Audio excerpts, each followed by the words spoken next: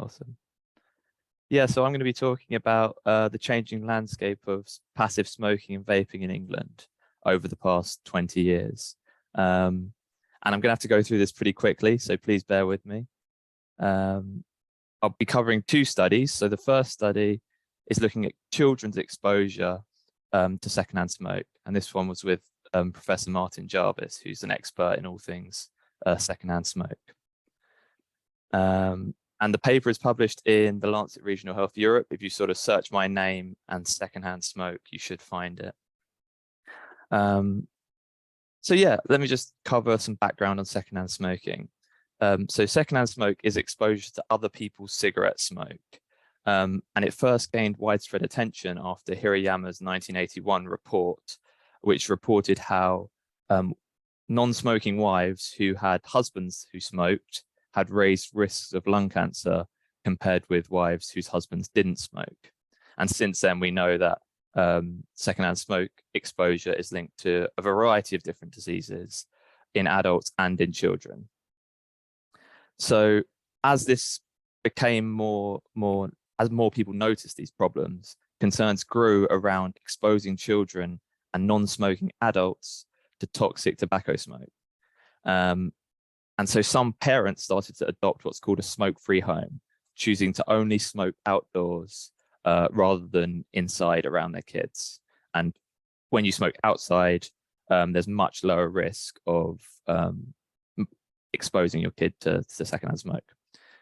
And by the turn of the millennia, children's smoke exposure in England had started to decline.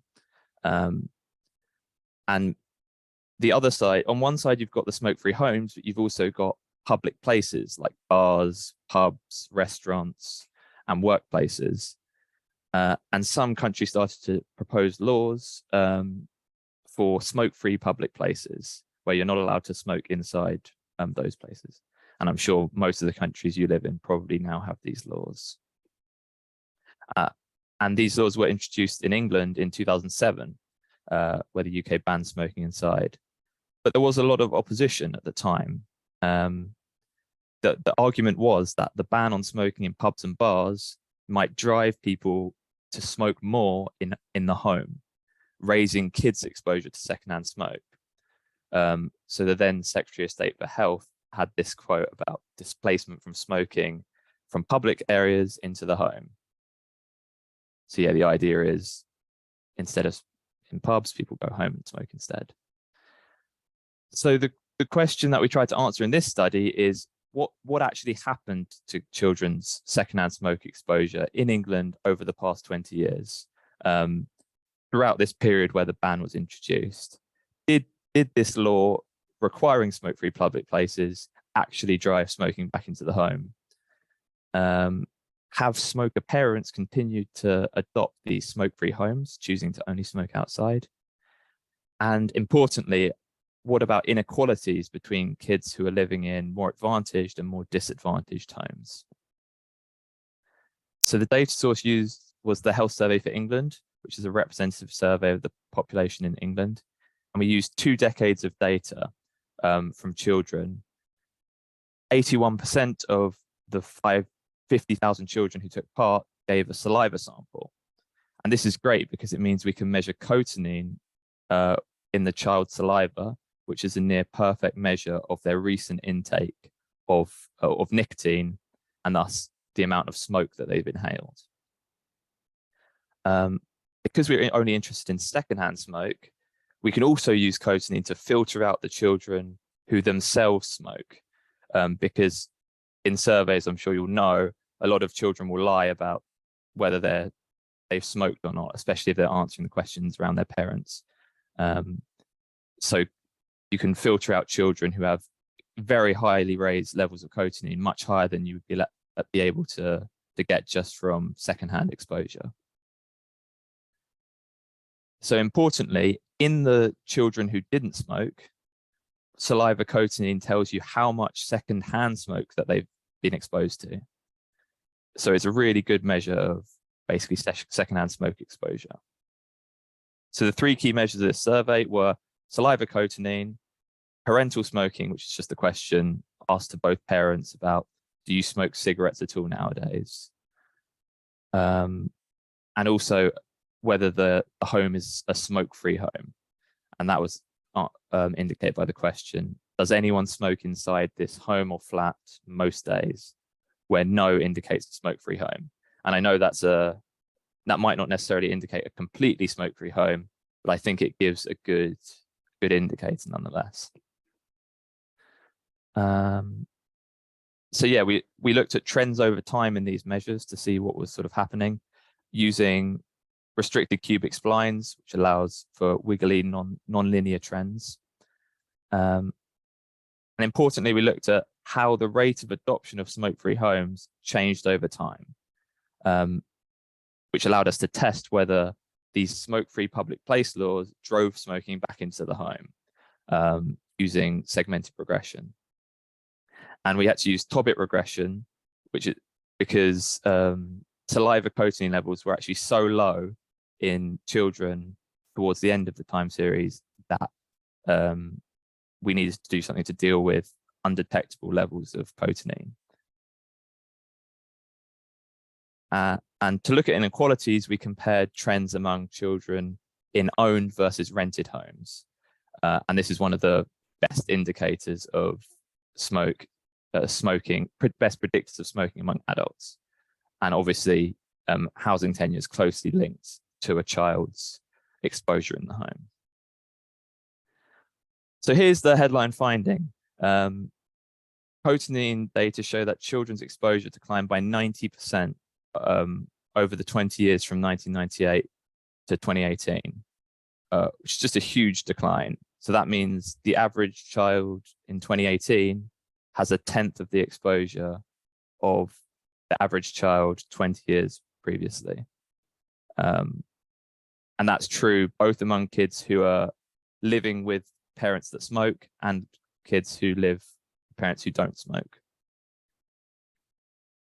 And there's two reasons for this dramatic decline. The first is that fewer parents are smoking.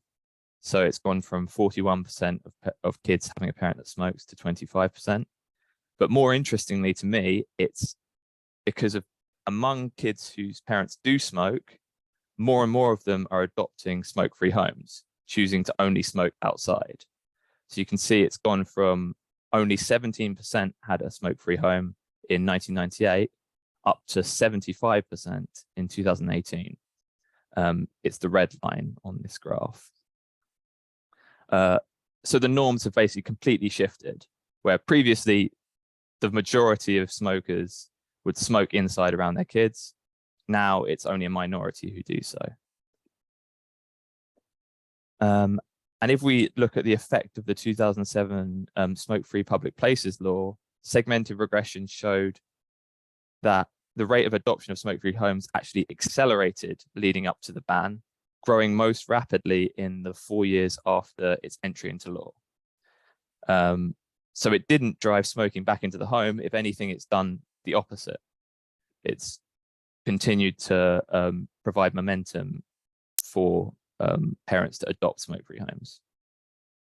And if we look at the disparities between renters and kids in rented versus owned homes, there were similar relative declines. So while kids in rented homes had twice the cotinine levels on average than those in owned homes, the declines were similar over time.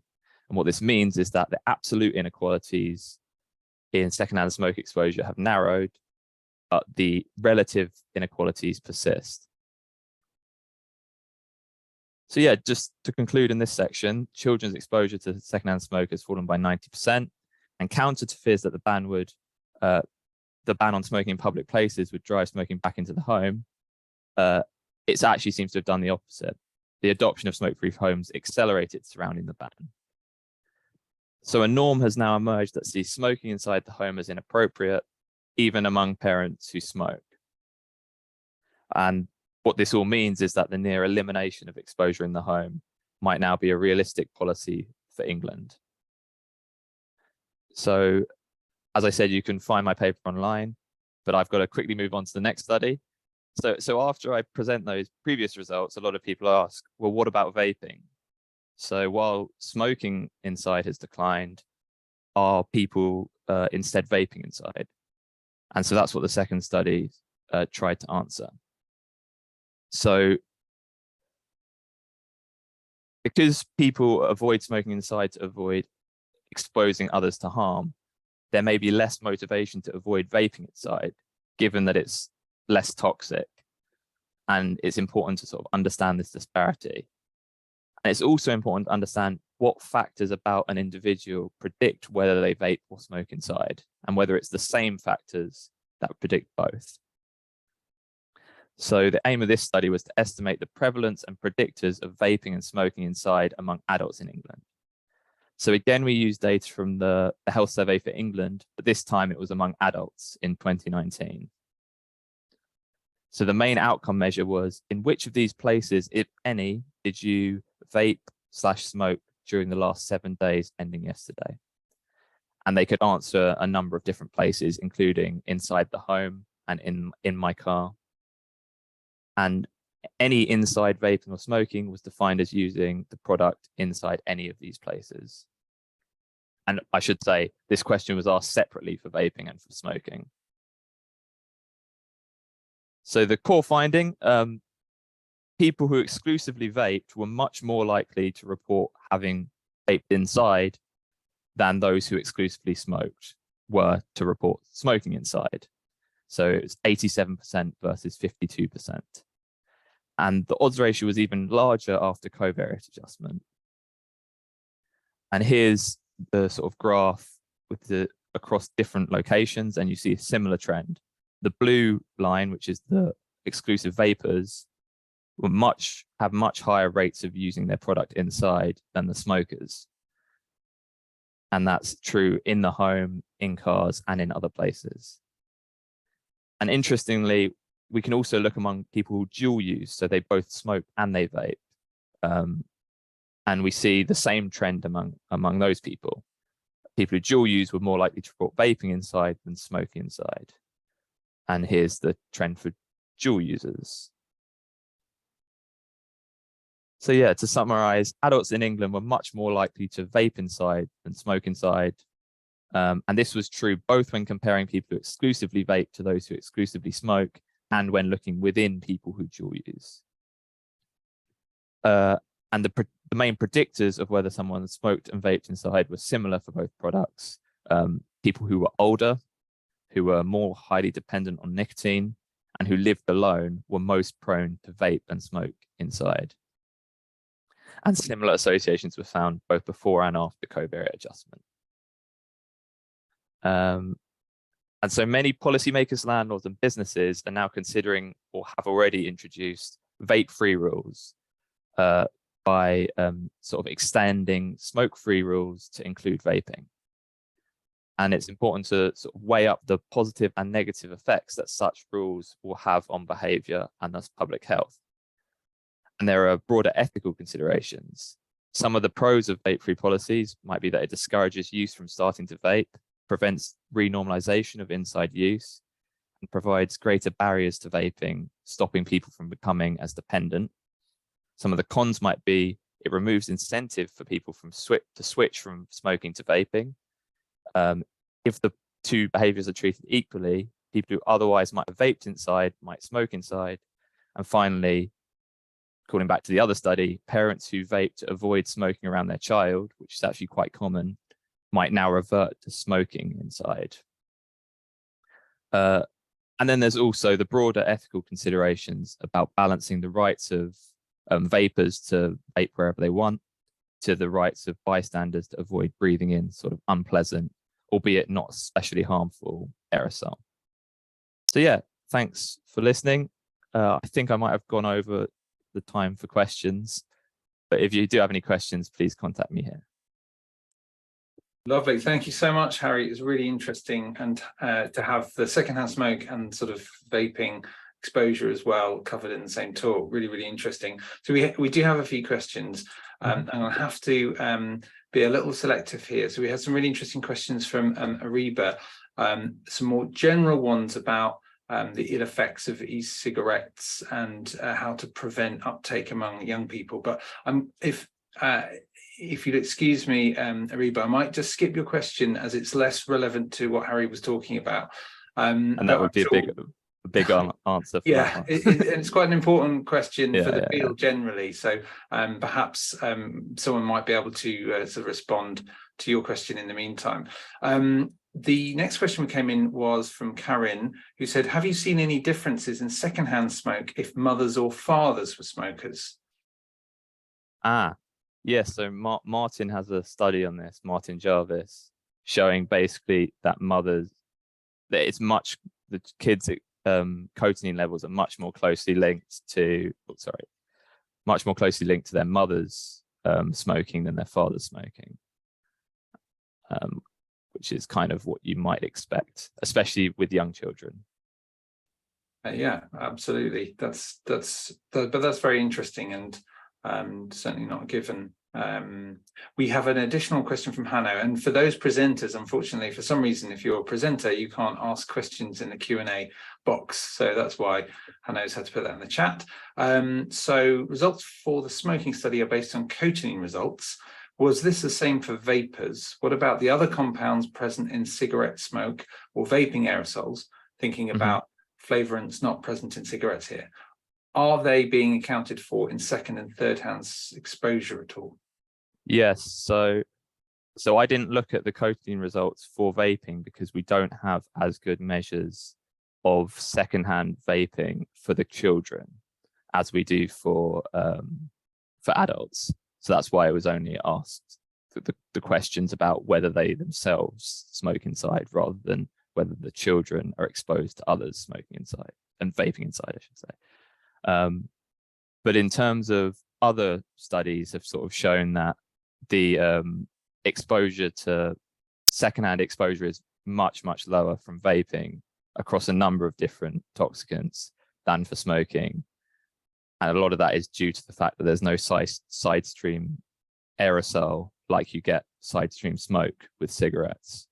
So yeah, that's a good question. Fantastic, and you've answered Kirsty's question at the same time, which is great, about the evidence to suggest secondhand vape is harmful. So hopefully that was a sufficient answer, Kirsty, and we better move on to our next speaker. But thank you very much, Harry. Really Thanks. Fascinating talk and really interesting. So